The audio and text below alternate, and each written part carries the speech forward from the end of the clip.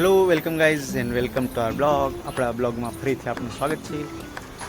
આજનો આપણો જે વિષય છે, મૂળ મુદ્દો છે આપણે ફ્લિપકાર્ટમાંથી મગાવ્યું હતું એક માઇક. કેમ કે આપણો વિડીયો છે લો બજેટ હોય છે, તો મેં થોડીક ક્વોલિટી સુધારીએ, વોઇસની ક્વોલિટી સુધારીએ. તો મગાવ્યું તો આપણે અનબોક્સિંગ બી કર્યું છે, એ બી બતાવીશ. પણ હવે ઇશ્યુ શું થયો છે તમને કહું, જો વિડીયો બતાવું.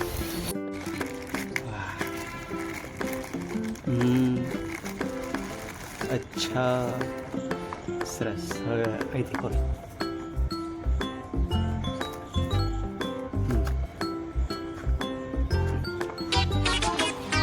ઓકે, સમજાઈ ગયું. બીજું કાંઈ છે અંદર? અચ્છા, આટલી જ વસ્તુ છે. મૂકી કાઢતો એ મૂકી દે નીચે મૂક. આ કાઢતો.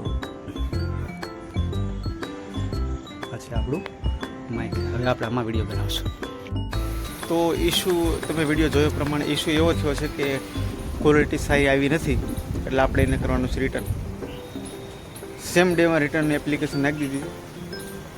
જે ફ્લિપકાર્ટવાળા ભાઈ છે એ આવી લઈ જશે અને આપણને આપણું પેમેન્ટ મળી જશે. તો એમાં એવું હોય કે જો તમે ઓનલાઈન યુપીઆઈ થ્રુ પેમેન્ટ કરો તો તમને મોટા ભાગનું પેમેન્ટ પાછું આવી જાય. કદાચ 90 રૂપિયા જેવું નોમિનલ ચાર્જ કપાય. અને મારે કપાશે 16 રૂપિયા. શેના કપાશે?